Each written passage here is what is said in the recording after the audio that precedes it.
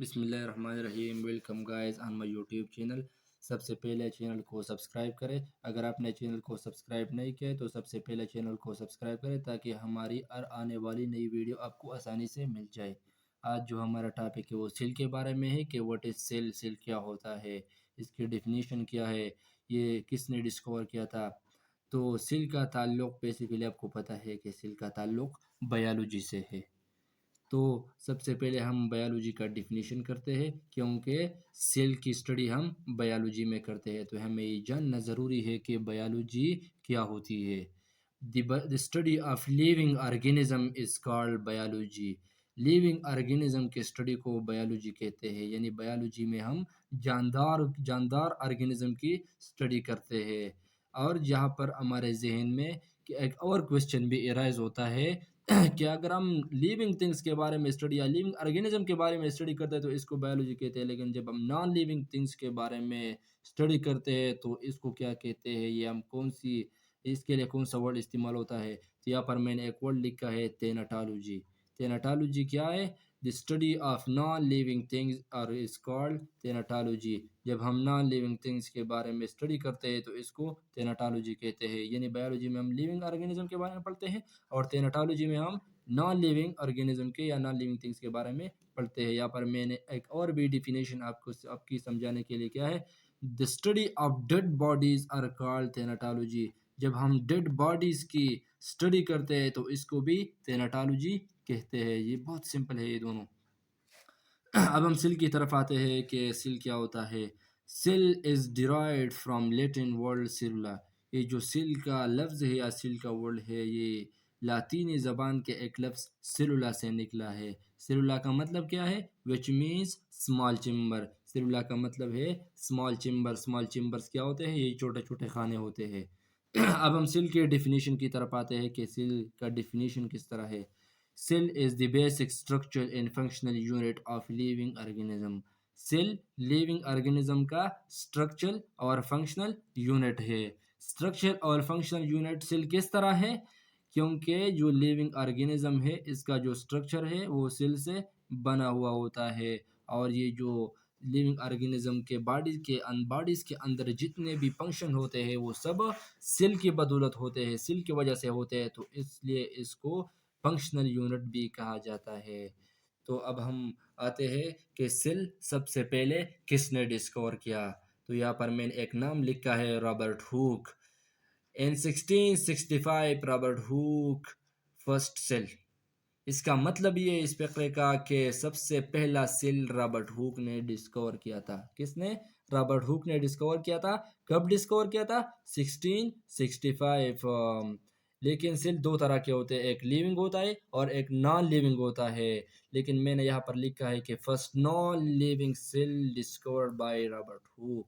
ये बात मैंने तो यहाँ पर किया कि सबसे पहला सेल रॉबर्ट हुक ने डिस्कवर किया, लेकिन आपको ये जानना ज़रूरी है कि जो पहला सेल रॉबर्ट हुक ने डिस्कवर किया था वो नॉन लिविंग सेल था। वो दरअसल कौन सा सेल था? वो दरअसल नॉन लिविंग सेल था। तो यहाँ पर मैंने थर्ड पॉइंट लिखा है कि ये जो non living cell Robert Hooke ने डिस्कवर किया था, ये कहाँ पर डिस्कवर किया रॉबर्ट हुक ने? Robert Hooke said that small chambers या cellula are present in a wooden cork. Robert Hooke ने ये भी कहा कि ये जो स्मॉल चेम्बर्स होते हैं, ये जो छोटे छोटे खाने होते हैं, ये या सेलुला जो है ये प्रेजेंट है, ये मौजूद है वुडन कार्क में। क्योंकि जब रॉबर्ट हुक ने सेल डिस्कवर किया तो रॉबर्ट हुक ने वुडन कार्क को इस्तेमाल किया। वुडन कार्क क्या होता है? ये लकड़ी का एक छिलका होता है, सिंपल। आपको बस जस्ट ये मतलब हासिल करना है कि लकड़ी का एक छिलका होता है। यहाँ पर मैंने चौथा पॉइंट लिखा है, the small chambers he called cellula. Robert Hooke ने ये जो फर्स्ट सेल डिस्कवर किया इसको उसने नाम दिया सेलुला। क्या नाम दिया? सेलुला या स्मॉल चेम्बर्स। क्या? किस चीज़ की स्मॉल चेम्बर्स? वुडन कार के स्मॉल चेम्बर्स। रॉबर्ट हुक ने इसको नाम दिया सेलुला। सेलुला का मतलब क्या है? सेलुला का मतलब है सेल, क्योंकि रॉबर्ट हुक ने जो वर्ड इस्तेमाल किया था सेल, ये सेलुला सॉरी, ये दरअसल लैटिन वर्ड था। तो बाद में इसको तब्दील किया गया सेल के नाम से। सो ये आपको जानना ज़रूरी है कि रॉबर्ट हुक ने सेल को क्या नाम दिया? सेलुला। ये जो बाद में चेंज किया गया सेल को। यहाँ पर मैंने एक और पॉइंट भी लिखा है, Robert Hooke mention his discovery in a book. Robert Hooke ने जो अपनी डिस्कवरी की थी, रॉबर्ट हुक ने एक बुक में की थी, और वो बुक कौन सा था? Micrographia. So Micrographia was the book who discovered by Robert hook. अब हम आते हैं लेवन हुक की तरफ कि लेवन हुक ने क्या किया। After 9 years of cell discovery, cell discovery के 9 साल बाद, Leeuwenhoek in 1674 discover a living cell. Leeuwenhoek ने सेल डिस्कवरी के 9 साल बाद 1674 में लिविंग सेल डिस्कवर किया। ये बहुत इंपॉर्टेंट बात है कि non living thing, non living cell Robert Hooke ने डिस्कवर किया, लेकिन लिविंग सेल लेवन हुक ने डिस्कवर किया। कब डिस्कवर किया? 1674। सेल डिस्कवरी के कितने साल बाद? 9 साल बाद। He discovered living cell in rain water. मतलब ये है कि living cell Robert Leeuwenhoek ने तो डिस्कवर किया, लेकिन ये कहाँ पर डिस्कवर किया? ये रेन वाटर में रॉबर्ट लेवन हुक ने डिस्कवर किया। He called it a named, Leeuwenhoek ने इस लिविंग सेल को एक नाम दिया, एनिमल क्यूलो। लेकिन बाद में एक साइंटिस्ट आता है और ये जो एनिमल क्यूल है इसका नाम चेंज करता है, तब्दील करता है। इसका नाम है एरनबर्ग। एरनबर्ग ये जो है ये असल में जर्मन साइंटिस्ट है, जर्मन साइंटिस्ट है। मतलब ये है कि एरनबर्ग का ताल्लुक जर्मन से है। These animal cues was literally named by Ehrenberg bacteria. ये जो एनिमल क्यूल था, एरनबर्ग ने बाद में इसको एक नाम दिया, बैक्टीरिया। एरनबर्ग ने बाद में एनिमल क्यूल को बैक्टीरिया का नाम दिया। ये सिंपल सिल्क की डिस्कवरी थी। अब हम आते हैं कुछ इंपॉर्टेंट एमसीक्यूज़ है, ये बहुत ज़्यादा इंपॉर्टेंट है, ये पेपर में भी आते हैं, एमडीकेट के लिए बहुत ज़्यादा लाजमी एमसीक्यूज़ है, ये आपको हर वक्त याद होना लाजमी है। Some important MCQs about cell. सबसे पहला एमसीक्यू ये है कि which is the smallest cell of the world. दुनिया में सबसे स्मॉलेस्ट, सबसे छोटा सेल को क्या है? मैंने यहाँ पर लिखा है mycoplasma.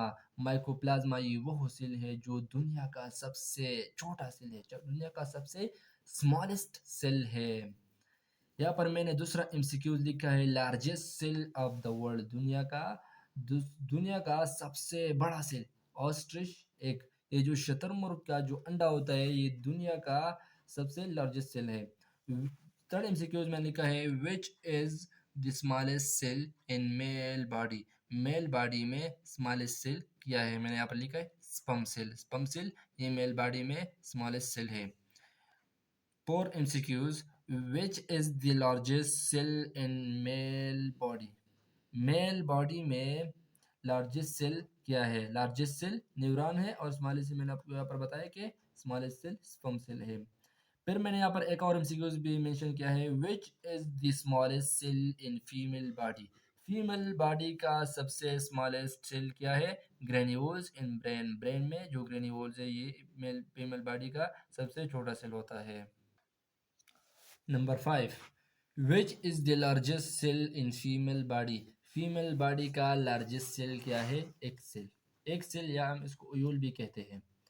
Number 6, first living cell discover by. पहला लिविंग सेल किसने डिस्कवर किया? मैंने आपको बताया था कि पहला लिविंग सेल लेवन हुक ने डिस्कवर किया था।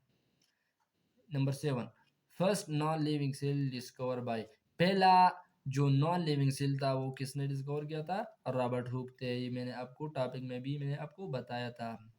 Number 8, which is the favourite name of living cell. ये जो लिविंग सेल है इसका प्राइवेट नेम क्या है? प्राइवेट का मतलब है पुराना नाम, यानी लिविंग सेल का पुराना नाम क्या था? Animalcule. Animalcule was the private name of living cell. Number 9, who change the name of animalcule. किसने एनिमल क्यूल का नाम चेंज किया? ये बहुत सिंपल एमसीक्यूज है कि एरनबर्ग। एरनबर्ग ने एनिमल क्यूल का नाम चेंज किया था। First living cell discover in dash. पहला जो लिविंग सेल है वो किसने डिस्कवर किया था? यानी कहाँ पर डिस्कवर हुआ था? रेन वाटर में। और यहाँ पर मैंने भी एक और एमसीक्यूज, और जो लास्ट एमसीक्यूज है, first non living cell discover in. पहला जो नॉन लिविंग सेल था वो कहाँ पर डिस्कवर हुआ था? यानी वुडन कार्क में। और यहाँ पर मैंने ए वुडन कार का स्ट्रक्चर भी रखा है। ये वुडन कार के, और ये जो बीच में आपको ये सुर्ख कलर के डाट आपको नजर आते हैं, ये क्या है? ये दरअसल सिल है। यानी मतलब वुडन कार में ये जो सिल है, ये असल में वुडन कार का स्ट्रक्चर है। Thank you so much.